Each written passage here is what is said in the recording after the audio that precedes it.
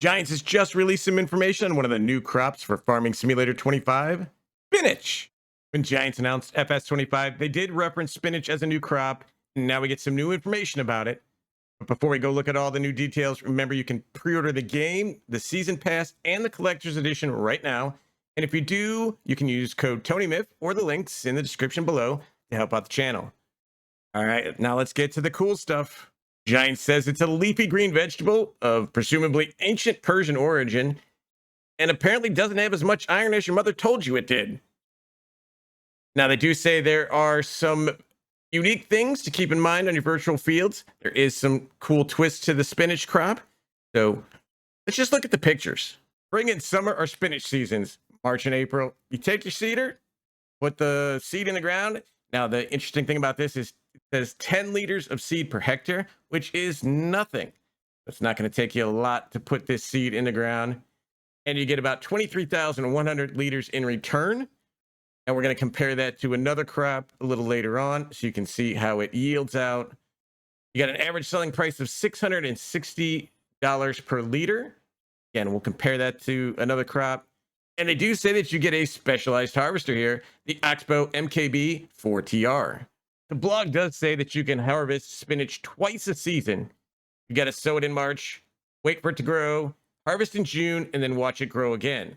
You also got to make sure your field with your lime and your fert are good in between, but this is saying it grows again. So kind of like poplars, this will grow back after you harvest it twice in one season.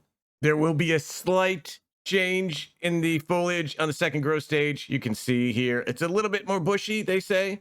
Here's a nice shot of our growth stages. If we plant in March, June, we are ready to harvest. It will regrow, and in September, we'll get our second harvest, our bushier spinach harvest. And then once the year ends, you'll have to start again. Now, if we compare it to, say, potatoes here, your yield is going to be 23,100 on the spinach, 41,300 for potatoes, but remember, you're going to get 2 cuts of spinach, so 46,200. So higher yield than potatoes. Average selling price is about $150 higher, and you're using way less seeds. Now, there probably will be productions associated with spinach as well, so we'll get to use those and see how profitable they are. But in terms of crops, this is the closest one I could come to a apples to apples comparison. Speaking of, why don't we have apples yet? But 46,000 liters compared to 41,660 to 516, and 3,800 liters for potatoes and seeds, which we all know uses a lot of seeds, and spinach, which uses virtually none. Now we get a look at the Oxbow MKB 4TR. This is a real-life machine. Giant says it has a large capacity. Not quite sure what large is.